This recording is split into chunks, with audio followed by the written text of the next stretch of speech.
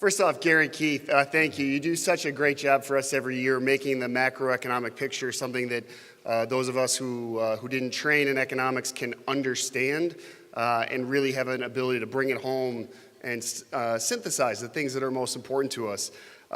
Next, to Leslie Paul Luke and to St. Joseph's Health, to Alan Naples and M&T Bank, I am deeply appreciative of your support of this event, but more so your support of our agenda for economic growth and economic opportunity in this region.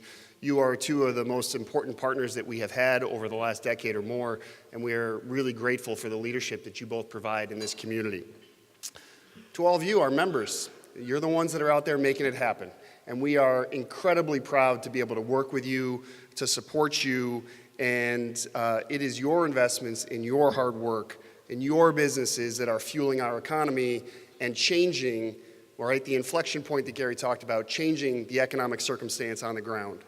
And I'd be remiss if I didn't also thank the incredible team at CenterState CEO, Lisa Mitat, who pulls this event together every single year, our communications team, and the entire team at CenterState. Please join me in giving them a round of applause.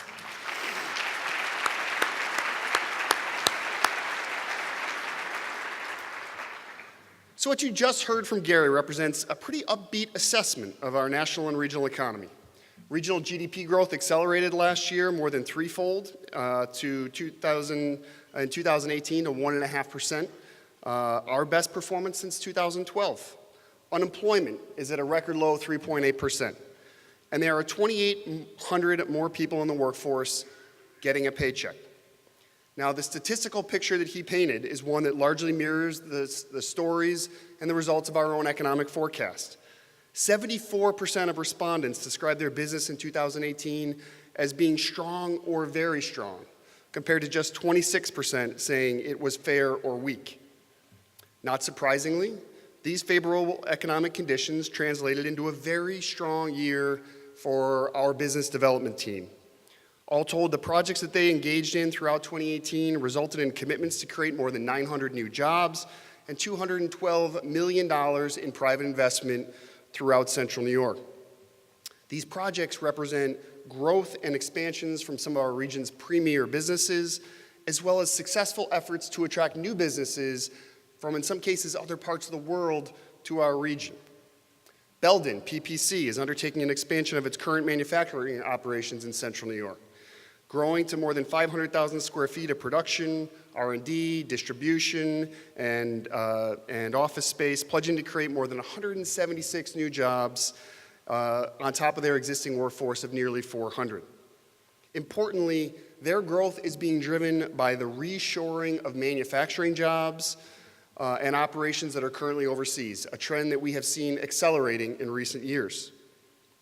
Unifly, a Belgian company that provides traffic management technology for the growing unmanned systems sector, has committed to setting up its North American operations right here in Syracuse, pledging 40 new jobs. And Salina First LLC is set to break ground on the first mixed-use development on the south side of the city of Syracuse in years, turning several vacant properties on South Salina Street into manufacturing, retail, office, and residential space, bringing new energy, investment, and jobs to a part of our city that needs it the most. Now, if you're looking for a single headline from our economic forecast this year, it's that the robust growth and expansion that drove these and other investments in 2018 is expected to continue and perhaps accelerate in 2019, giving us great reason to be hopeful at the beginning of the year. 75% of our forecasters say they anticipate overall sales and revenue growth in 2019, up from 67% the previous year. What's more, the majority of those that are anticipating growth expect to do so by more than 6 to 10%. 49% expect to make capital investments, up 5% from last year. 77% of survey respondents said they have plans to grow their exports in 2019, up from 54% in 2018.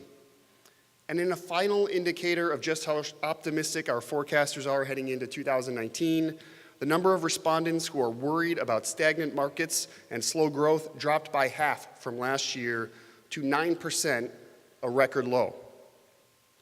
So with the table set for another strong year, what can we, as a business community, do to ensure that we maximize this opportunity and ensure that that opportunity expands to reach more people in our community?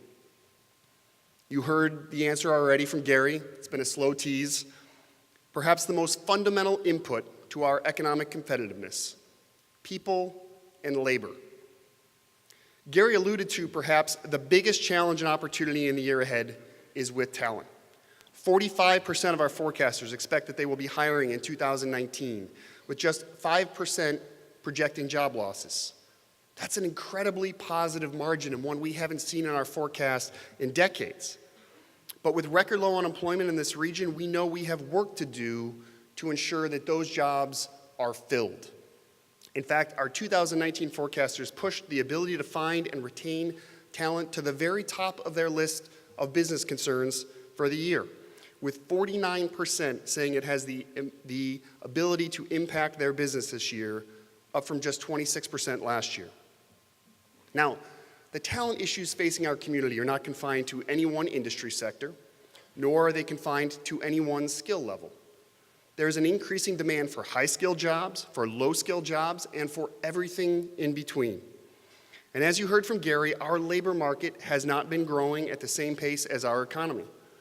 This puts an even greater pressure on employers and creates a drag on hiring and payroll that prevents us from achieving our full economic potential during this period of expansion. But as with many issues, there's no singular reason for the labor market pressure our employers are facing. Certainly the aging and demographics in the workforce is a factor, but there are more. What's required instead from all of us, from business leaders, from our elected leaders, and from all of our civic leaders, is to focus on a multi-dimensional approach that starts with education and training, includes a series of difficult but necessary conversations about expanding our existing labor pool, and acknowledges that attracting and retaining talent is as critical to our economic success as attracting and retaining new businesses. Now, CenterState CEO is proud to be a partner in many initiatives and efforts across this entire spectrum, but more partners are needed, including many of you in this room, if we're going to make a material impact. When it comes to education, preparing our workforce begins with preparing our children. Now, we're fortunate to have a strong public education system in this region as a whole, but the outcomes within that system are not equal. For years, our city school district has wrestled with many of the same challenges facing urban school districts around the country.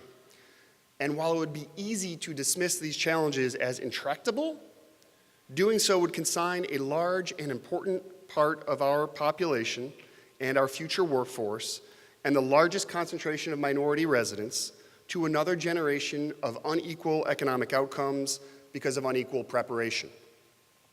Now, thanks to the leadership of Superintendent Jaime Alicea, however, partners like CenterState CEO, MACNY, OCC, and dozens of our regions of businesses have been engaged in helping the city school district develop and launch more than 25 leading-edge career and technical education training programs designed to engage students directly in hands-on, career-oriented learning opportunities in industries from natural resources to cybersecurity to drones. And recently, we've had the chance to engage with the district and BOCES, the city and county, to look at ways to expand these CTE programs and make them available not just to city school children, but to all of the students throughout the region, really giving ourselves a chance to prepare our future workforce. Now at Lemoyne College, President Linda Lemura has been working with regional employers on developing new pathways to fill the STEM jobs that so many of our growing technology companies need filled. They've launched a quantitative reasoning center, opened a thinking village on campus for City of Syracuse middle school students, and are actively working with more than 500 Syracuse high school students, helping them achieve a graduation rate in excess of 95%. It's partnerships like these, from pre-K programs to K-12 through our region's many institutions of higher education, that are necessary for us to educate and train our next generation to be active and full participants in the economic future we seek to create. Now, likewise, we have to be creative if we're going to make full use of the true labor pool that is available to us here in Central New York. Because the very simple fact is that too many of our region's residents have been left behind, they have been marginalized, and in some cases even excluded from our labor market. And in a period of economic expansion, with the labor pressures we are facing, we simply cannot afford to continue those trends. Since 2014, CenterState CEO's Work Train program has served 864 participants with a job placement rate of 80%. Of those, 206 individuals have a criminal conviction record, and 247 do not possess a high school diploma or the equivalent. Through these job training and placement efforts, and with a broad range of social service partners and providers working with us to deliver much-needed supports to these individuals, 76% of the participants in the program who started while receiving temporary assistance for needy families were able to remove themselves from these public assistance programs by the end of the effort. Now, this program is a national model, and it's happening right here in Syracuse. And we are excited to announce that during 2019, we are expanding the program into Cayuga and Oswego counties with growing partnerships like with Mayor Billy Barlow, who's here with us from Oswego, really working to expand the footprint and the reach of these cutting-edge programs, as well as adding new industry sectors, including coding and programming, which so many of our high-tech companies need. Now, WorkTrain is just one of many examples of collaborative initiatives that are helping our employers access new and previously untapped, but often overlooked, human capital that is already right here in our community. So if you are an employer who wants to explore these new horizons in talent identification and training, we want to hear from you and we want to work with you. Now, each of these efforts, while critically important to the long-term success of our community, does not fully address the real and immediate needs of businesses that have jobs open today, and the statistics that Gary put on the page in terms of our labor market pressure. From May 2017 to April 2018, there were 14,815 job postings in our priority industry sectors in the region. This includes, among others, healthcare, financial services, manufacturing, and engineering. Think about that. Nearly 15,000 jobs. Each and every one of those postings represents the opportunity to earn a wage, to support a family, to buy a house, to go out to dinner and support local retailers. It represents someone who needs education services and healthcare services, and it is the kind of economic impact that cannot be realized by us unless those jobs are filled. In response to this growing demand for talent across multiple industry sectors, we have partnered with the Central New York Regional Economic Development Council and the New York State Department of Labor to launch a talent task force to gather data and recommend strategies for our community to adopt. In September, the task force delivered a plan that recommended 6 strategies to attract mid to high skilled talent, working with the chair of that effort, Chetty Hempson from TCG Player. These strategies include attracting mid to high skilled talent, retaining critical skills in workers, and developing workers with skills to meet current and projected demand. There are 3 high priority interventions will be rolled out in 2019. First, an outbound talent acquisition strategy designed to attract engineers and software developers to Central New York. Second, new tools and marketing resources to help all of you in this room as you wrestle to fill your talent, and I've heard from some of you already this morning how critical this issue is, giving you tools and resources to sell the quality of life that this region has to the people you are trying to recruit to this region. And finally, a new program to unlock hidden talent pools with a focus on coding and programming that I mentioned before for the growing tech worker industry. Now, what is clear is that each and every one of us in this room has a role that we can play in these efforts, whether it's engaging with our educational providers to tailor programs to the needs of your industry, whether it's carefully reviewing your hiring practices to see how you might be unintentionally excluding capable and willing workers from your applicant pool, or partnering with the Talent Task Force to pilot new and creative strategies to help us attract more talent, to grow our labor pool, and grow our population. Now, you can also take smaller steps, such as helping transform the narrative about this region that is visible to all of our potential job candidates. When you have or hear of job postings, share them using the hashtag CNYJobs. Likewise, when you're enjoying our vibrant quality of life, as so many of us do every single day, share those messages too with the hashtag CNYLife. Then follow or share these messages to help extend their reach. Imagine the impact that we could have on that narrative about what it means to live and work in Central New York if each and every one of you in this room, 650 strong, walked out those stairs with a commitment to be an active and vocal ambassador for this region throughout the year. Now, as we embark on this ambitious agenda around talent training, attraction, and retention, we should feel really good about the fact that we have successfully tackled similarly complex challenges before. Just look at our success with the UAS industry in just a few short years. It's really remarkable, and I am incredibly proud. If you look back to 2013 and you see tangibly and physically the rise of our region's drone industry and partnerships with organizations like New Air and our New York State FAA designated test site at Griffiths. Today we have a fully functioning ecosystem, one where we had a record 350 applicants to the Genius New York program at the Tech Garden. We have companies from all over the globe, we mentioned Unifly earlier, who are moving here to test their systems on a one-of-a-kind beyond visual line of sight test corridor here in Central New York. We have students in our city high schools working towards drone technology degrees. And in partnership with Jubilee Homes, the Community Foundation, and the Gifford Foundation, we have offered scholarships for individuals from some of our city's poorest neighborhoods so they can earn their FAA's drone pilot license. Together, we have put Central New York on the map for UAS and have created opportunities that have rippled throughout this community. And it was just a year ago that we predicted a year of transformation in some of our key industry sectors, including our burgeoning tech sector. Now, as you walk along Warren Street, and if you haven't done it recently, I encourage you to do it, depending on if it's still raining after this event. The energy that you feel when you walk down that street, the sense of dynamism that you experience from some of our region's fastest growing companies is palpable. In just a few short years, companies like the Digital Hive have gone from 2 employees to more than 100.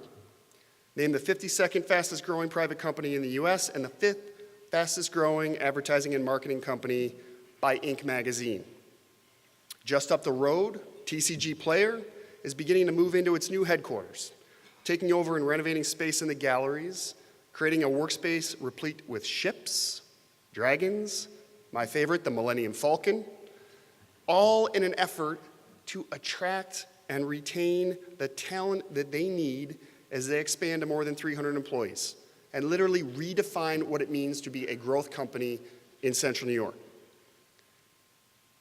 Gary talked a little bit about how important it is for us to invest in these new and emerging service sector and technology industries. And I am so thrilled that these 2 entrepreneurs and dozens more like them are calling Syracuse and Central New York home. But what makes me even more optimistic beyond the fact that they're investing here and creating jobs is that these entrepreneurs aren't just staying here, but they are embracing the mantle of civic leadership that goes along with that growth. Alan talked about the importance of the next generation of leadership in our community, and I see it and I feel it rising, and that excites me. Take Jeff Knaus, co-founder of Digital Hive. This is what Chetty Hempson, CEO of TCG Player, posted on Facebook announcing his new office space. And this is a post by Jeff a few days later. He is celebrating TCG Player's success. Now, by all accounts, these 2 companies compete in some ways, and in a lot of ways, for talent. But instead of being competitive, instead of attempting to undermine each other's business in an effort to grow, they support each other and nurture each other and advance each other's success. And we know that it is that kind of collaboration that moves communities forward. And I'm incredibly grateful that we're at a moment in time in Syracuse where that collaborative mindset isn't just limited to the private sector. We see it in the public sector as well. We see it with our new mayor and our new county executive working hand in hand to solve some of the most pressing municipal issues that we're facing. We see it through leaders like Billy Barlow, the mayor of Oswego, who are partnering with the business community to do new and creative things. This is the type of collaborative spirit and atmosphere that we have been talking about for years. And at a moment where our economy appears to be peaking and we have an opportunity to drive growth and investment, the stars are aligned in the public and the private sector to work together to drive real change, and that is exciting. So while many of the headlines recently have focused on the volatility of the stock market and, unfortunately, the absolute and total dysfunction in Washington, the underlying fundamentals of our economy are strong and have the potential to get stronger still, which is a pretty appropriate metaphor for life when you think about it. There are the things that are flashy and grab headlines, and there are the things that matter. And what matters most to the untold story of 2019 is how each and every one of you reacts to the opportunities before us, how we collaborate on the things that matter, and how we ignore the things that could distract us or take us off course. Now, with your continued leadership and your continued support, 2019 will be another very strong year for the Central New York economy. Thank you for all you do. Thank you for coming today. Really appreciate all your support.